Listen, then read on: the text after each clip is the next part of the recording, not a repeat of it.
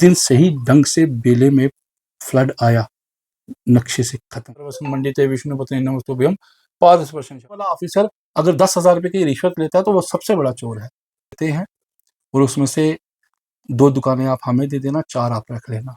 तो जो पैसा 9 करोड़ रुपए इकट्ठा हुआ वो यहाँ बेला बस अड्डे पे लगाया गया, जिसे आज कुदरत की जो मार पड़ी, जो फ्लड आया वो सारा। कुछ लोगों ने ये सोचा कि यहाँ पर अगर बस स्टैंड बनता है तो ये राजौरी नहीं बल्कि जम्मू का गांधीनगर बनेगा। हमारी है और हमारी ही रहेगी। जिला के अंदर फ्लड के हालात जो है काफी ज्यादा तेजी से बढ़ते हुए दिखाई दे रहे हैं और आपको पता है कि राजौरी जिला का जो मेन बस स्टैंड था जिसे बेला बस स्टैंड कहा जाता था, वो बेला बस स्टैंड जो है आज पूरी तरीके से तबाह हो चुका है। और उसी में एक शख्स थे जो कि राजौरी के एक जर्नलिस्ट हैं जाने माने, और इनका नाम अमित शर्मा है। यानी कि पिछले 6 सालों से ये जो है हाई कोर्ट में और कोर्ट के चक्कर लगा रहे थे और उसके बाद जाकर जो है इन्हें इनकी विरासत, इनकी जगह जो है मिली है। आइए जानते हैं कि पूरा मामला क्या था, कितनी जगह थी और किस तरह से इन्होंने उस जगह को गवर्नमेंट के पास से लिया और आज जो है इनकी जगह पूरी बह चुकी है। अभी सबसे पहले तो बहुत बहुत धन्यवाद अपना कीमती समय देने के लिए।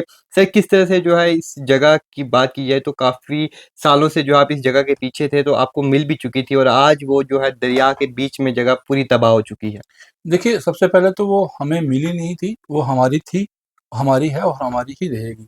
उस पे चाहे पानी आ जाए, चाहे कुछ भी हो जाए, वो मेरे दादा परदादा की विरासत थी।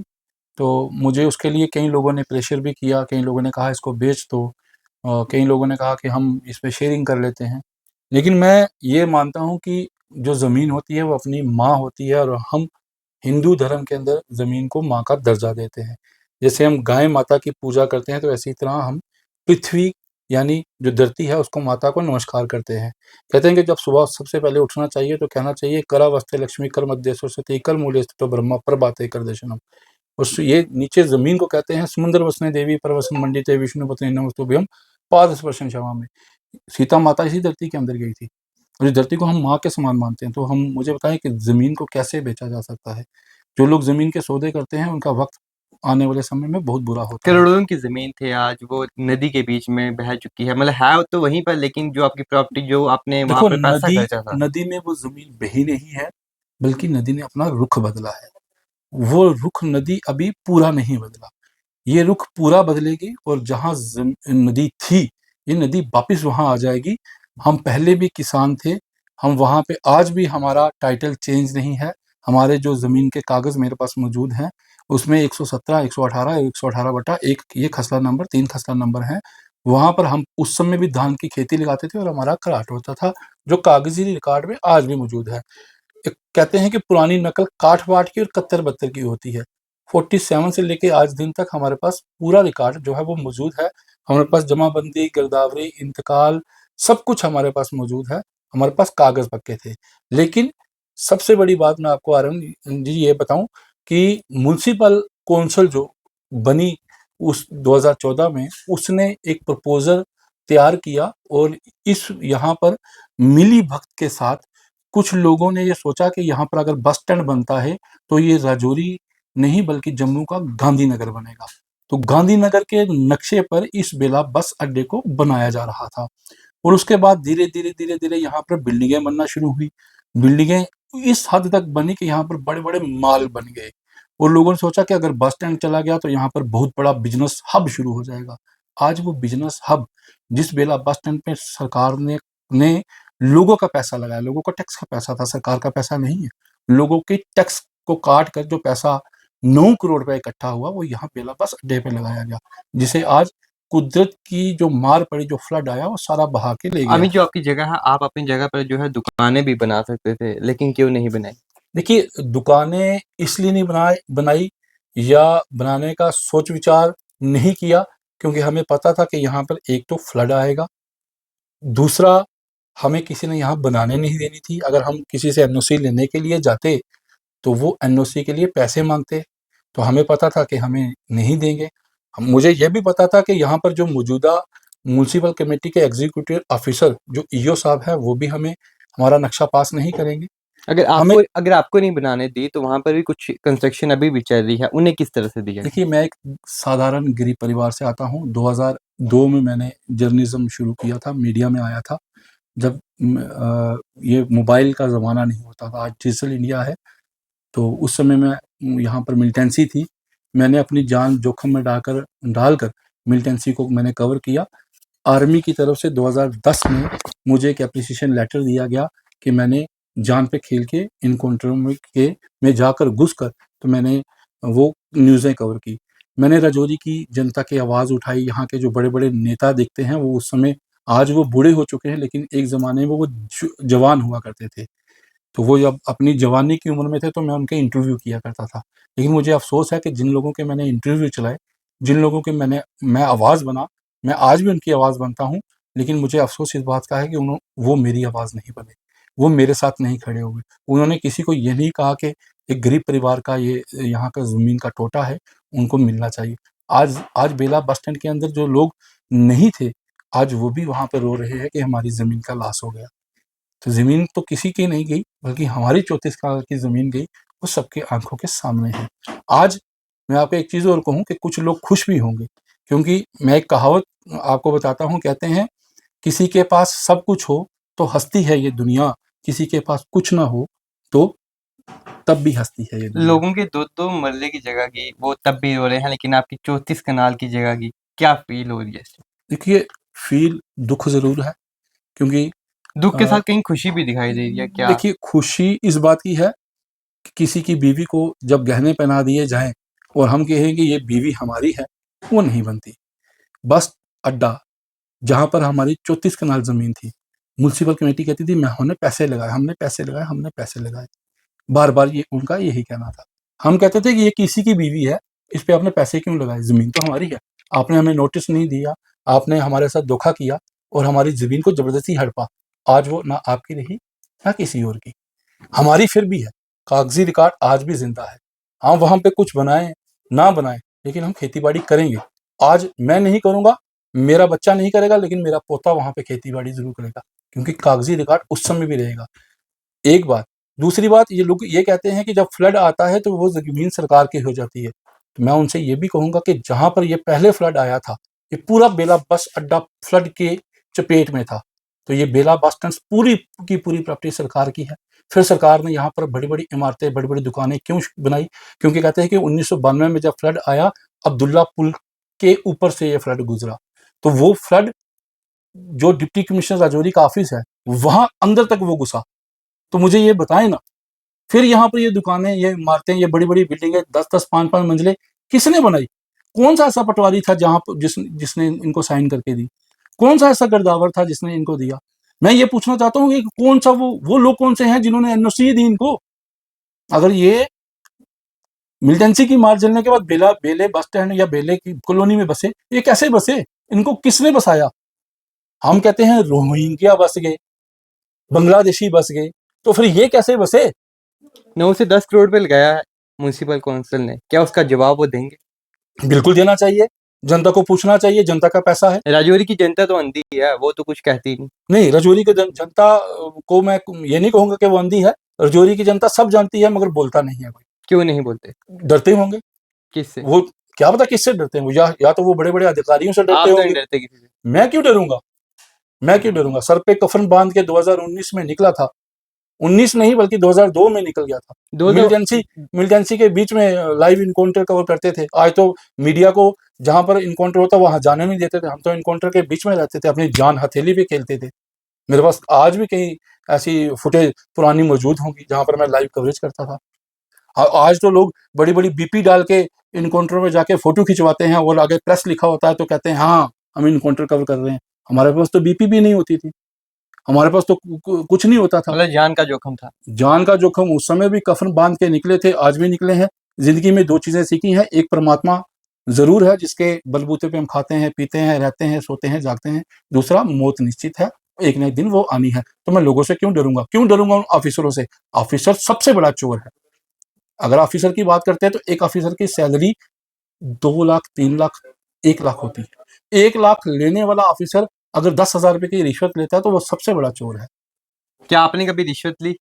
मीडिया जर्नलिज्म करते थे। ये राजौरी के लोग जानते हैं, वो अधिकारी जानते हैं कि मैं रिश्वत लेता हूँ या नहीं लेता क्या हूँ। किसी ने आपसे ली रिश्वत जब आप अपने कोर्ट के चक्करों में थे या किसी भी तरीके से अपनी जमीन के लिए लड़ रहे थे? सबने ली। सबने ली। हाँ, नाम किसी का नहीं लूँगा, सबने ली, माँगे भी, और कुछ लोगों ने तो ये भी कहा कि आपको बेले बस स्टैंड में ज़मीन मिली तो आप तो करोड़पति बन गए, तो हमारा हिस्सा, हमारा शेयर भी आप ज़रूर रखना। और कुछ लोग एक म्युनिसिपैलिटी के अधिकारी थे, उन्होंने मुझे ये कहा था कि हम इस प्रॉपर्टी के बदले आपको 6 दुकानें देते हैं और उसमें से 2 दुकानें आप हमें दे देना, 4 आप रख लेना। तो मैंने उसको मना कर दिया था। मैंने कहा ये पॉलिसी मैं नहीं खेलता, क्योंकि मैं देवी-देवताओं को और ईश्वर को मानने वाला व्यक्ति हूँ। मैंने ज़िंदगी में कभी थूम प्याज़ तक नहीं खाया। मैं भगवान की सेवा करता हूँ और भगवान की सेवा मरते दम तक करता रहूँगा। क्यों? क्योंकि दुनिया में ये लोग साथ दें ना दें, लेकिन मुझे अपने परमात्मा पे विश्वास है। अब सरकार को कहीं न कहीं देखना चाहिए, क्योंकि डिप्टी सीएम भी राजौरी में आए हैं, उसके साथ कई कैबिनेट मिनिस्टर और कई बड़े मिनिस्टर आए हैं, क्योंकि अब जो 9 करोड़ रुपए लगाया गया है राजौरी की इस बेला बस स्टैंड पे, उसकी इन्वेस्टिगेशन होनी चाहिए।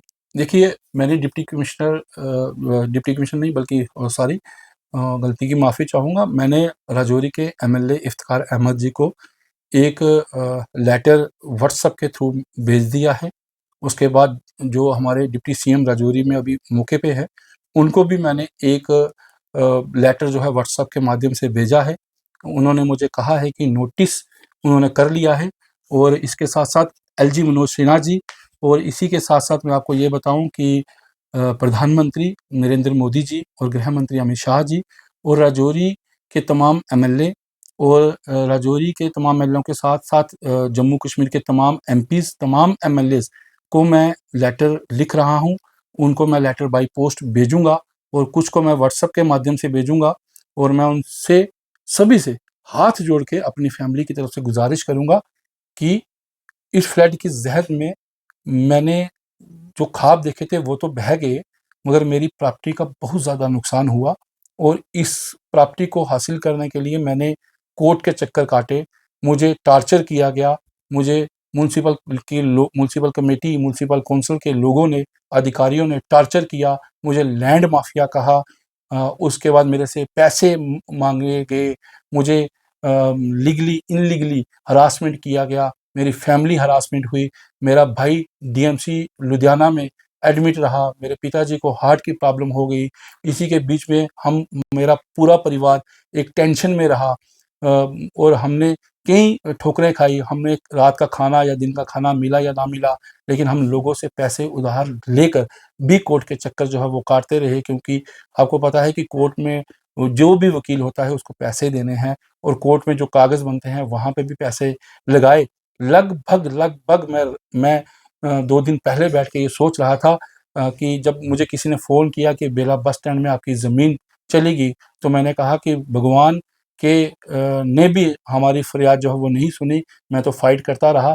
लगभग 50 लाख रुपए के आस-पास मैंने 2019 से लेके 2026 तक अपने लगाए हैं। मतलब 50 लाख का नुकसान हुआ है। 50 लाख नहीं, बल्कि करोड़ों का नुकसान हुआ है।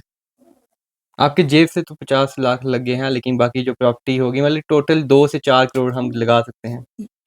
मैंने मीडिया लाइन कुछ 1-2 साल छोड़ दी। मैं मीडिया में सही ढंग से काम नहीं कर पाया। मैं अपने बच्चों का सही ढंग से पालन-पोषण नहीं कर पाया। मैं अपनी फैमिली को टाइम नहीं दे पाया। मेरे उसका नुकसान कौन भरेगा?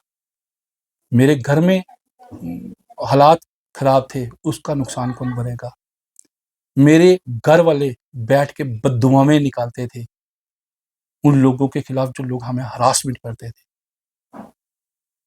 बाकी नुकसान की भरपाई तो कोई भी नहीं कर सकता, लेकिन मैं सच कहूँ, हमारा करोड़ों का नुकसान हो गया, और सबसे ज़्यादा नुकसान हमारा हुआ जो हम मेंटली टॉर्चर होते रहे। मैं तमाम लोगों से ये कहूँगा कि आवाज़ उठाएँ, खाली बेला ही नहीं, बल्कि बेला कॉलोनी पे जो लोग लीगली इल्लीगली बसे हैं, उनके खिलाफ कार्रवाई उनके खिलाफ होनी चाहिए, जो बसे हैं उनके खिलाफ नहीं, जिन लोगों ने यहाँ पर उन लोगों को बसाया। 10 लाख रुपया लेकर लोगों ने यहाँ पर एनओसी देना, बांटने का काम शुरू कर दिया। अभी की मैं बात बताऊँ, जब ये फ्लड आया, इससे पहले यहाँ पर एक प्रॉपर्टी बन रही थी, खसरा नंबर 124 में। तो मुझे किसी ने कहा कि अगर वो बना सकते हैं तो आप भी बनाइए। तो मेरे से किसी ने 5 लाख रुपए की डिमांड की। उसने मुझे कहा कि आप मुझे 5 लाख दीजिए, मैं आपको सारे कागज़ बनाकर दे दूँगा। मैंने कहा यार कागज़ तो ऐसे बनते नहीं हैं। उसने कहा वो मेरी गलती रही। मैं मतलब आपको तमाम एनओसी जितनी भी हैं लेके दूँगा, आपको नक्शा पास करके दिलवा दूँगा, लेकिन मुझे 5 लाख रुपए चाहिए। और अगर मेरे पास होते तो शायद मैं वो दे देता, क्योंकि मुझे ये उम्मीद थी कि अगर किसी की प्रॉपर्टी बन सकती है तो मेरी भी बन जाएगी। मगर मेरे पास थे नहीं, तो मैंने नहीं दिए। क्यों? क्योंकि मैं ऑलरेडी कोर्टों के अंदर बहुत पैसा खर्च चुका हूँ। मतलब अमित, हम आखिरी सवाल पूछेंगे, आपको लगता नहीं कि ये जो बेला कॉलोनी है, यहाँ पे पॉलिटिक्स का बड़ा षड्यंत्र रचा गया? ये देखिए, पॉलिटिक्स की ही सारी गेम है, जो कि वहाँ पर दुकानें बनी, जो अभी कंस्ट्रक्शन चल रही है, या तो किसी तरीके से दुकानें बेची जा रही हैं, ये पॉलिटिक्स के अलावा कोई और नहीं कर सकता। मैं तो ना किसी का नाम लूँगा, तो ना मुझे किसी पे कोई गिला-शिकवा है। हर किसी के अपने मुकद्दर है। अगर किसी ने प्रॉपर्टी बनाई तो उसके अपने मुकद्दर, अगर किसी की प्रॉपर्टी चली गई तो उसके अपने मुकद्दर। लेकिन इतना ज़रूर कहूँगा कि 2 लोगों के कहने पर शब्बीर खान साहब ने इस बेला कॉलोनी की रोड को बनाया था, जबकि इस बेला कॉलोनी की रोड को उन्होंने बनाने का कोई प्रपोज़ल नहीं था। यहाँ पर सिर्फ़ और सिर्फ़ फ्लाईओवर बनना था, और उस समय शब्बीर खान साहब को लॉलीपॉप दिया गया और वो लॉलीपॉप वो चूपते रह गए। सिर्फ़ इतना ही कहूँगा। और इस बेला बस स्टैंड पर जो लोग बसे हैं, उनके खिलाफ कार्रवाई उनके खिलाफ होनी चाहिए जो लोग बसा रहे हैं। आज भी बेला बस स्टैंड के आस-पास इर्द-गिर्द में बड़ी-बड़ी बिल्डिंगें बन रही हैं। वो बिल्डिंगें रोक देनी चाहिए और हटवा देनी चाहिए, नहीं बननी चाहिए। जो डिप्टी कमिश्नर राजौरी ने एक ऑर्डर निकाला है 100 मीटर, यानी कि नदी के पास जितने भी 100 मीटर तक घर, दुकानें हैं, उन्हें तोड़ने का, क्या वो तोड़ी जाएँगी या सिर्फ़ वो ऑर्डर ही रह जाएगा? बड़ी हँसी आती है इस सवाल पे। शाहिद इकबाल चौधरी साहब ने जब बेला कॉलोनी पे जेसीबी चलाया ना, पीला पंजा, उसके बाद हमारे कुलदीप राज गुप्ता जी होते थे, माननीय कुलदीप राज गुप्ता जी, जो भारतीय जनता पार्टी के सीनियर नेता थे, जो लोगों की आवाज़ बनते थे।